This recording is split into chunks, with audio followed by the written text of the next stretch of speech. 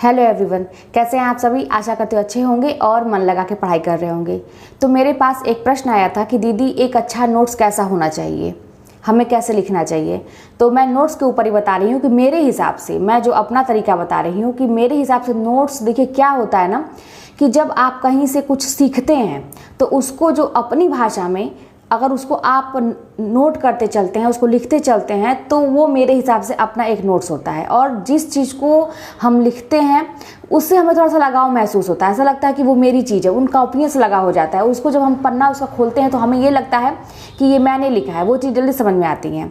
तो मेरे हिसाब से नोट्स ये होता है, इम्पॉर्टेंट चीज़ें शॉर्ट में। ऐसा नहीं है कि आप भर भर पन्ने के लिखे उसमें से कोई काम की चीज़ें ना हो, जो आप पढ़िए पूरा, लेकिन उसमें से कुछ जो इम्पोर्टेंट चीज़ें हैं उसको आप अपनी भाषा में, उसको जो आपको लगता है कि ये इम्पोर्टेंट है, उसको अपनी भाषा में एक जगह एकत्रित करना, ये मेरे हिसाब से नोट्स ये होता है। और अपने हैंड राइटिंग में तो नोट्स का मतलब यही है। और देखिए नोट्स ऐसा नहीं होना चाहिए कि हम खूब अच्छे से बना रहे हैं, खूब मोटी कॉपी में बनाते जा रहे हैं, खूब अच्छे से लिखते जा रहे हैं, लेकिन ऐसा नोट्स ना रहे कि हम उसको पढ़ ही ना पाएँ।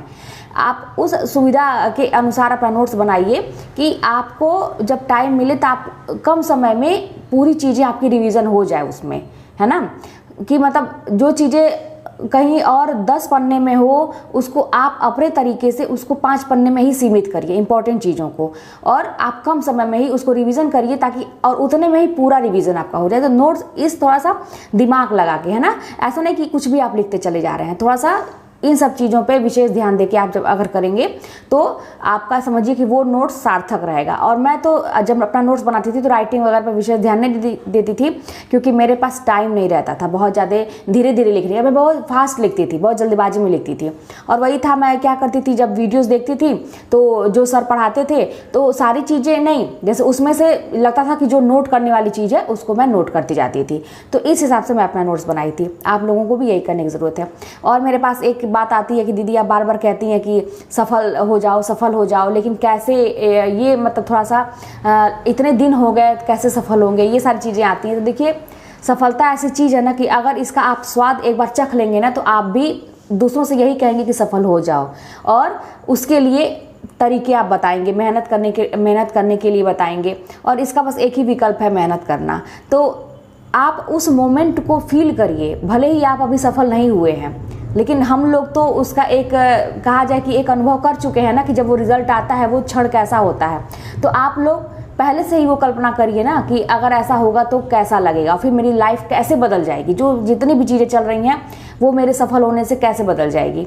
तो यही सारी चीज़ें अगर पहले से ही प्रेरणा लेंगे तो हो सकता है कि जितना मैं भटकी हूँ या बाकी लोग भटकते हैं जिनको नहीं कोई रास्ता मिलता, हो सकता है आप उतना ना भटकें, आपको जल्दी रास्ता मिल जाए। और तरीके मैं इसीलिए बताती हूँ कि आप लोगों का फ़ायदा हो उसमें, क्योंकि ये मेरा एक कहा जाए ना कि पहले से मैंने सोचा था कि मैं बताऊँगी लोगों को।